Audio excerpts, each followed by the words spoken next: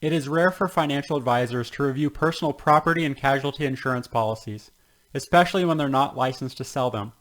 But I think reviewing these documents provides opportunities for identifying areas of financial risk, right-sizing coverage and deductibles, determining non-discretionary cash flow needs, and having deeper discussions that go beyond the numbers.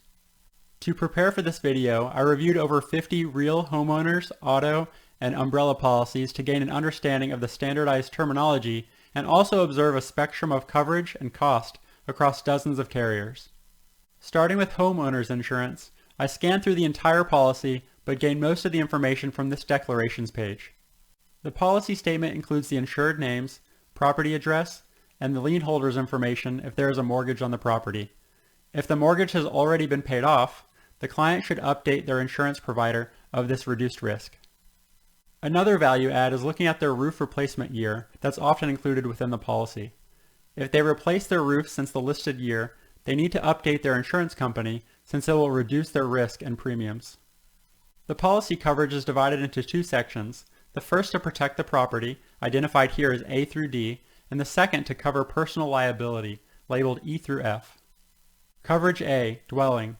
This covers the ability to replace the house, including attached structures and built-in appliances, not including the cost of the land, since that does not need to be rebuilt. You may notice these dwelling amounts have been increasing lately due to inflation and shortages of labor and materials. Coverage B, other structures. This covers property attached to the land but separate from the main house, such as the fence, patio, pool, barn, shed, etc. Most of the policies reviewed include other structures coverage of 10% of the dwelling amount, like we see here. If this percentage is higher than 10%, it's worth asking if the client actually has other structures that require coverage. If not, they may be overinsured for coverage B. Coverage C is personal property. This covers contents of the home that aren't built in. Imagine flipping the house upside down and adding up the value of all the stuff that falls out. This coverage is usually either 50% or 75% of the dwelling amount. Include a discussion about the value of their home's contents. There's a good chance they're either under or overinsured, and this can naturally transition into an estate planning conversation if there are specific items they'd like to earmark for beneficiaries. We should also make a note of whether the coverage is defined as replacement cost or actual cash value, ACV. Coverage D, loss of use.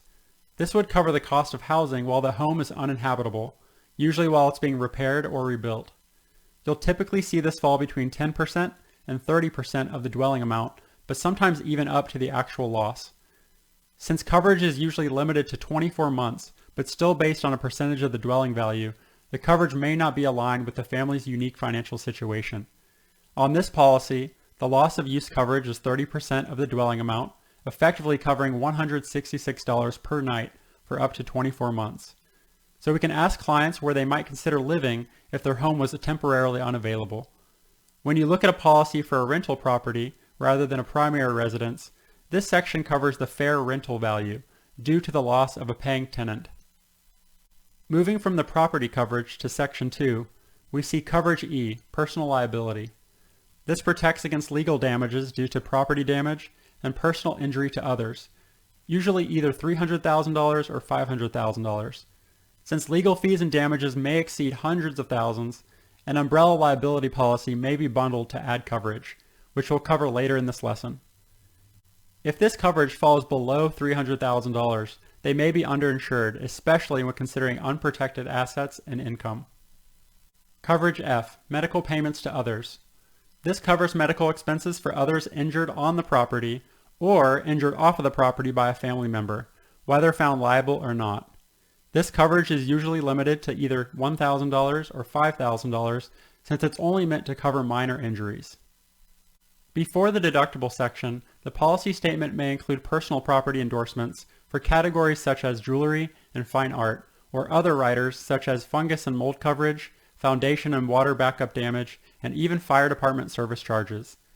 There may also be separate policies for excluded perils if natural disasters such as floods, windstorm, or earthquakes are common in their area.